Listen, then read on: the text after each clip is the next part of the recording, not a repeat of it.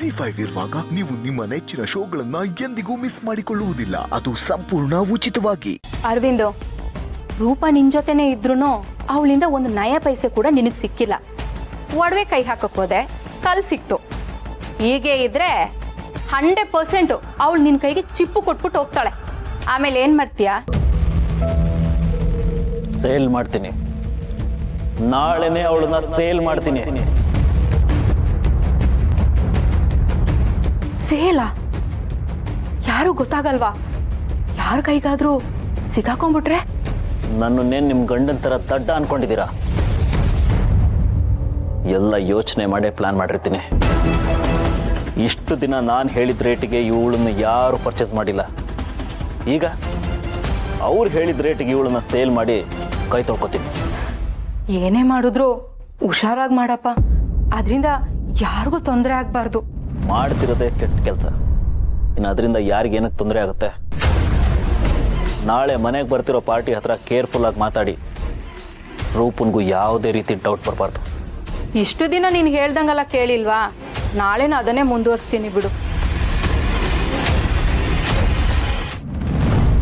ಅವ್ರು ಯಾವ ಡೈರೆಕ್ಟರೇ ಆಗಿರ್ಲಿ, ಎಂತ ದೊಡ್ಡ ಪ್ರೊಡ್ಯೂಸರೇ ಆಗಿರ್ಲಿ, ನಾನಂತೂ ಕೆಳಗಡೆ ಬರಲ್ಲ ಅರವಿಂದ್.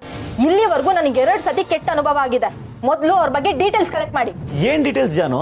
ಅವ್ರು ಏನ್ ಮಾಡ್ತಿದ್ದಾರೆ, ಅವ್ರು ಆಲ್ರೆಡಿ ಮೂವಿ ಮಾಡಿದಾರಾ ಇಲ್ವಾ, ಮಾಡಿದ್ರೆ ಅವ್ರ ಮೂವಿ ಲೀಸ್ಟು, ಮಾಡಿಲ್ಲ ಅಂತ ಅಂದ್ರೆ ಅವ್ರ ಬಿಸ್ನೆಸ್, ಅವ್ರ ಫ್ಯಾಮಿಲಿ ಹಿನ್ನೆಲೆ, ಅವ್ರು ಎಲ್ಲಿದ್ದಾರೆ ಅದೆಲ್ಲ ಡೀಟೇಲ್ಸ್ ತಂದ್ಕೊಡಿ. ಆಮೇಲೆ ಬೇಕಿದ್ರೆ ಡಿಸೈಡ್ ಮಾಡ್ತೀನಿ. ಆಯ್ತು ಜಾನು, ಡೀಟೇಲ್ಸ್ ಎಲ್ಲ ಕಲೆಕ್ಟ್ ಮಾಡ್ಕೊಡ್ತೀನಿ. ಜಾನು, ಆವಾಗಿಂದ ಅವ್ರು ನಿನ್ಗೋಸ್ಕರ ವೇಟ್ ಮಾಡ್ತಾ ಇದಾರೆ. ಅಟ್ಲೀಸ್ಟ್ ನಿನ್ ಕೆಳಗಡೆ ಬಂದ್ಬಿಟ್ಟು ನಿನ್ ಮುಖನಾದ್ರೂ ತೋರ್ಸೋರ್ಗೆ. ನಾನ್ ಯಾಕೆ ತೋರಿಸ್ಬೇಕು? ನಾನಿನ್ ಮದ್ವೆ ಹುಡ್ಗಿನ ಹೀಗ್ ಬಂದು ಹಾಗೆ ಮುಖ ತೋರ್ಸ್ ಹೋಗಕ್ಕೆ?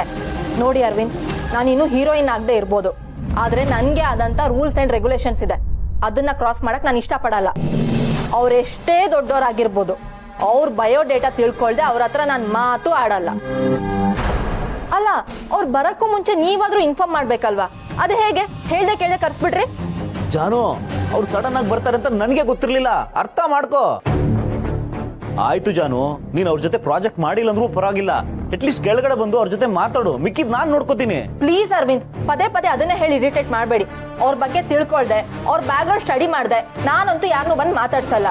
ಲಾಸ್ಟ್ ಟೈಮೇ ನಿಮ್ ಯೋಗ್ಯತೆ ನೋಡಿದ್ನಲ್ಲ, ಅವ್ರನ್ನ ಯಾರನ್ನೋ ಕರ್ಕೊಂಡ್ ಬಂದಿದ್ರಲ್ಲ, ಕಿತ್ತೋಗಿರೋ ಫೋಟೋಗ್ರಾಫರು, ದುಬಾಕ್ ಡೈರೆಕ್ಟ್ರು, ಇವಾಗ ಬಂದಿರೋ ನಿಂಗೆಂಗೋ. ನಾನು ಹೆಂಗ್ ನಂಬ್ಲಿ ನಾನು?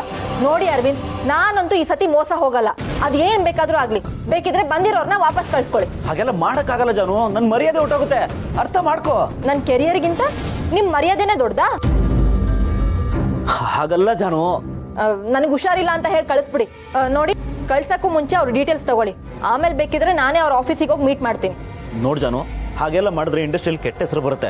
ನೀನ್ ಇಂಡಸ್ಟ್ರಿಗೆ ಇನ್ನೂ ಬಂದೇ ಇಲ್ಲ, ಎಷ್ಟು ದುರಂಕಾರ ಅಂತ ರೂಮರ್ಸ್ ಹಬ್ಬಿಸ್ತಾರೆ. ಯಾರು ಏನ್ ರೂಮರ್ಸ್ ಹಬ್ಸಿದ್ರು ಪರವಾಗಿಲ್ಲ, I don't care.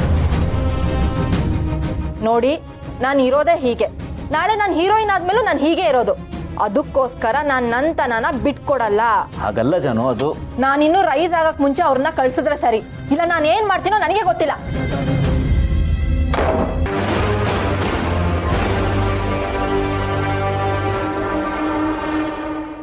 ಜಿ5 app download ಮಾಡಿ ಎಲ್ಲಾ ಸಂಚಿಕೆಗಳನ್ನು ಸಂಪೂರ್ಣ ಉಚಿತವಾಗಿ ನೋಡಿ.